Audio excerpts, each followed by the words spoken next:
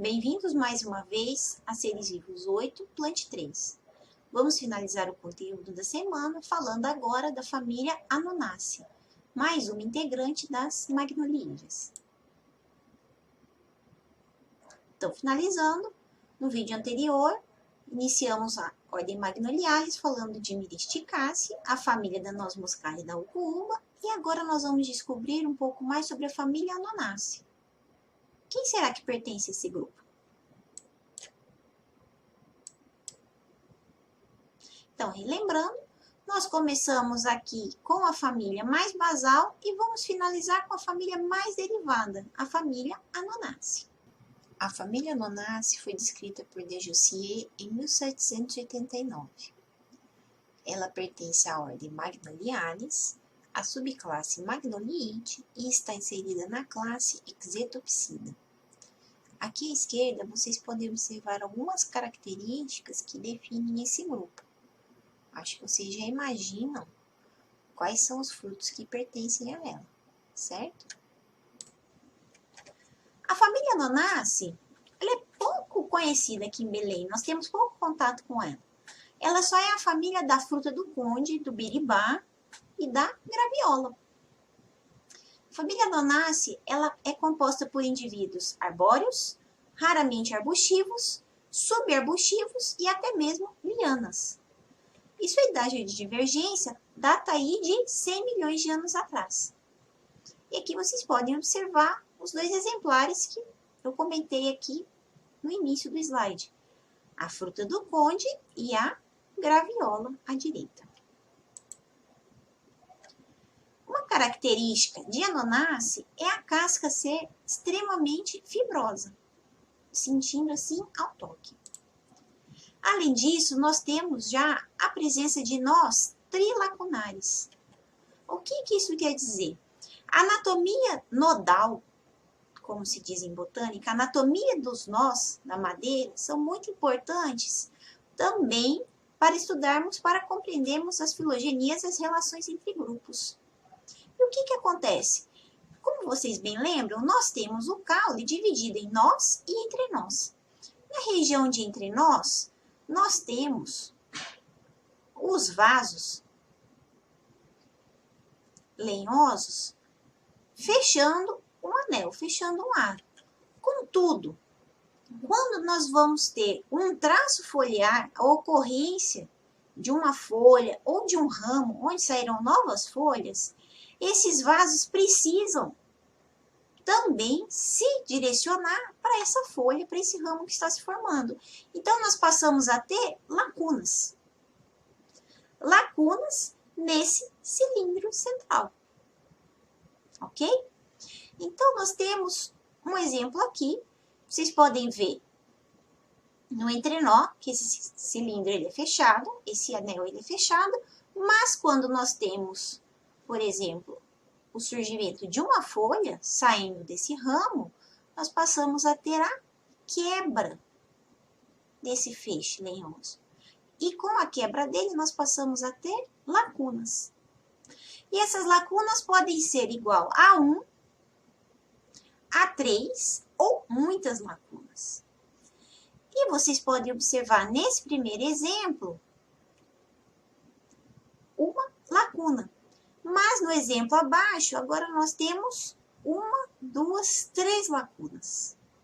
Então, quando nós temos o feixe de vasos, esse anel, esse aro central, apresentando 1, 2, 3 espaços para a origem de novos ramos, novas folhas, nós temos então um nó trilacunar, característica desse grupo, característica de Anonaceae.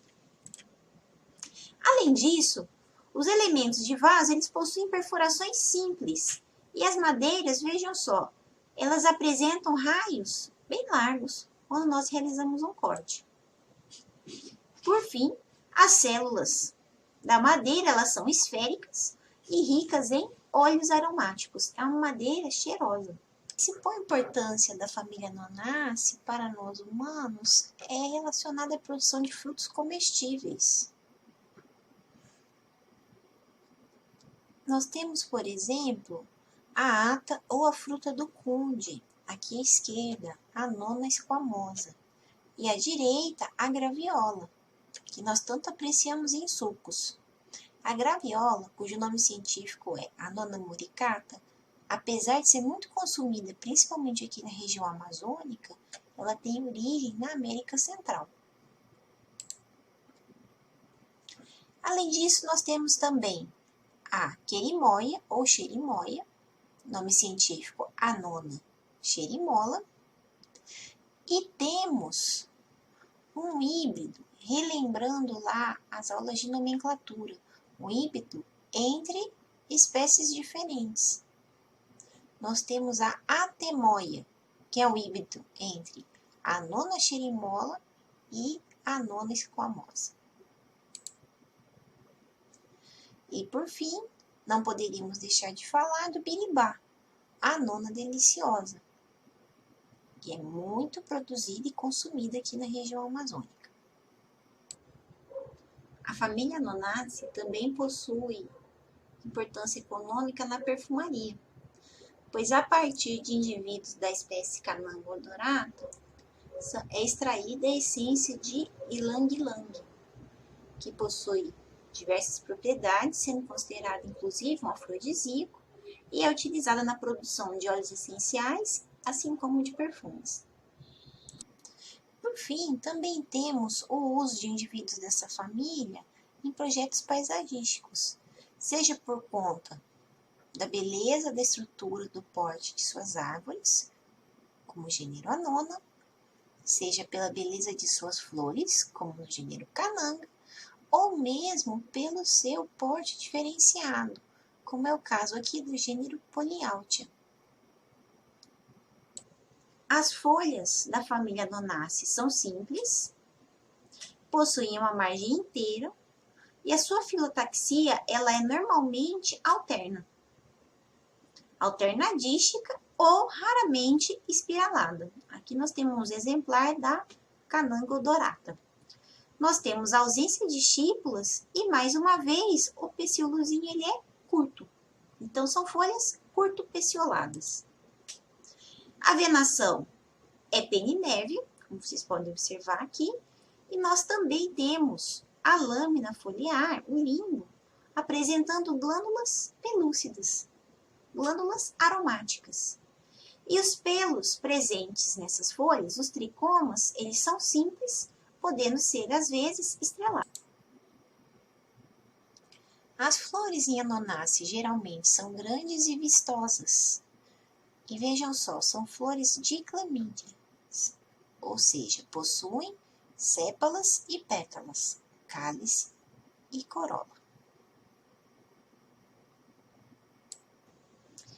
As flores da família Annonaceae, elas são monóicas, ou seja, elas apresentam os dois sexos em uma flor só. E o que é muito interessante desse grupo? Que nós temos diferentes momentos de amadurecimento dos verticilos masculinos e os verticilos femininos. Então, nós temos uma fase da flor que nós chamamos de fase pistilada, onde a flor se abre apenas um pouquinho, formando uma câmara de polinização. Vocês podem até ver um insetinho aqui que provavelmente está entrando ou saindo de uma dessas câmaras. E abaixo vocês já podem ver a flor completamente aberta, só que agora na sua fase estaminada. Essa é uma estratégia para evitar a autofecundação.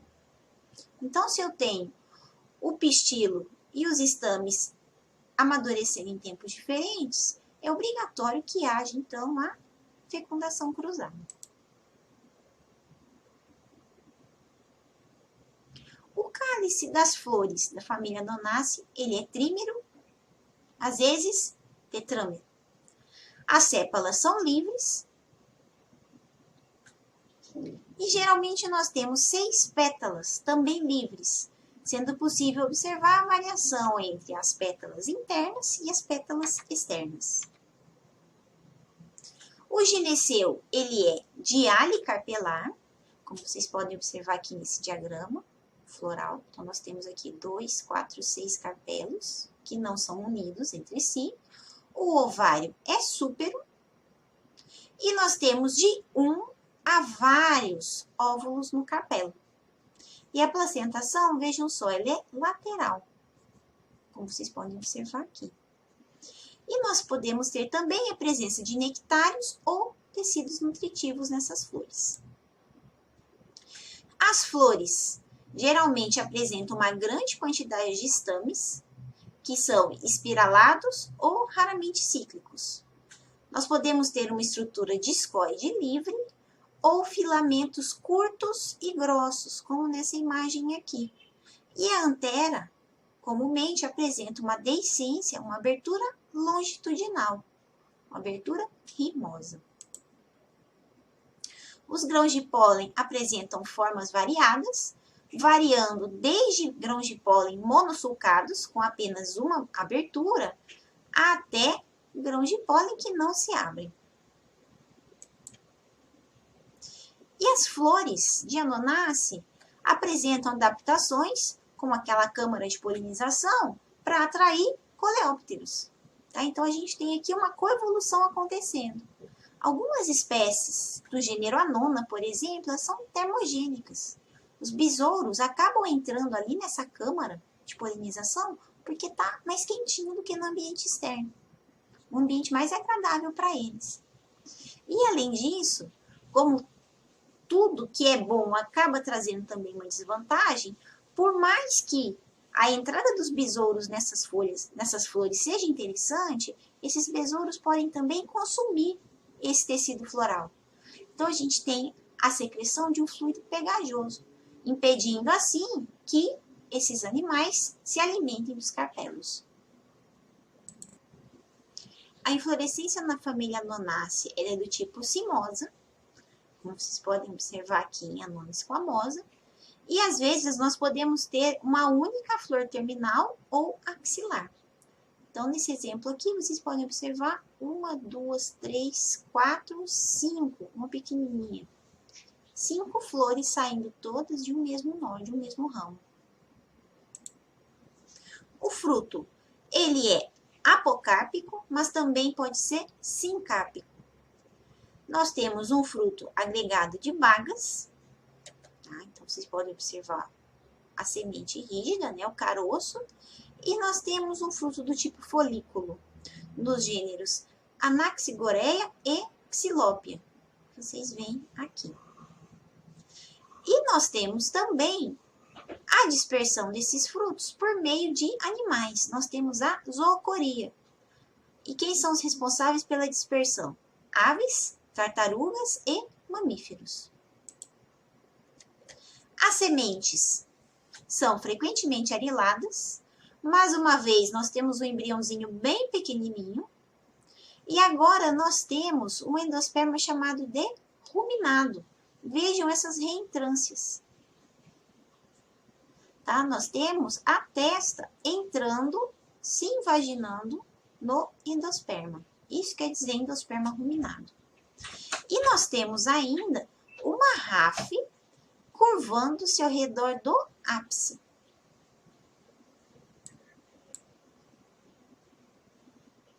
A família Anonaceae, ela apresenta uma distribuição cosmopolita, ou seja, pelo mundo inteiro. E aqui vocês podem ver duas subfamílias, Ambavioides e Anaxagoreide. E a sua ocorrência ela é amplamente tropical. Falando um pouco das espécies, nós temos então mais de 2.400 espécies, sendo distribuídas em 110 gêneros. E todo esse pessoal, todas essas plantas, encontram-se divididas em 4 subfamílias, sendo as mais representativas as subfamílias Malmeoide e Anonoide. No Brasil, como já visto durante essa aula, nós temos gêneros que são amplamente utilizados em projetos paisagísticos. E esses gêneros eles foram introduzidos, como por exemplo o gênero Cananga, o gênero Monodora e o gênero Polyalthia. Aqui no Brasil, nós temos a família Anonaceae acontecendo em todo o nosso território. nos mais diferentes biomas. Vocês podem ver Amazônia, Caatinga, Cerrado, Mata Atlântica, Pampa e Pantanal. E nos mais variados tipos de vegetação. Então, desde lá das caatingas até as vegetações sobre os afloramentos rochosos, as vegetações de câmbio. Aqui no Brasil, nós temos 29 gêneros nativos, 3 deles endêmicos e quase 380 espécies. Qual a região que mais possui espécies da família Nonaceae? A região norte, com 284. E só aqui na Amazônia nós temos 268 espécies que encontram-se distribuídas em 27 gêneros. Então aqui, gêneros principais. Gênero Guatéria, que contém aí 56 espécies com ocorrência na Amazônia, ocorrendo principalmente em áreas de campinarana, campo rupestre, mata ciliar, floresta de igapó e de terra firme, floresta de várzea, restingas e savanas amazônicas. Temos também, em segundo lugar, o gênero Annona, com 48 espécies, ocorrendo mais uma vez em áreas de campinarana, campo de várzea, mata ciliar, floresta de igapó, de terra firme de várzea, manguezal, restinga e savana amazônica. Temos o gênero Duguetia, que contém 45 espécies que ocorrem aqui na região amazônica. Essas espécies acontecem em áreas de campinarana, mata ciliar, floresta de igapó, de terra firme, de várzea, bem como restinga e savana amazônica. Vamos agora revisar rapidamente o nosso conteúdo do vídeo. Não se esqueçam que a Nonaceae é a família da fruta do conde, do biribá e da graviola. Sua importância econômica é indiscutível, inclusive quando pensamos aqui na nossa região. Pois a Nonaceae possui uma série de frutos que são utilizados na alimentação humana. Os indivíduos da família Nonaceae também são utilizados no paisagismo e na obtenção de óleos essenciais, como é o caso do ylang-ylang.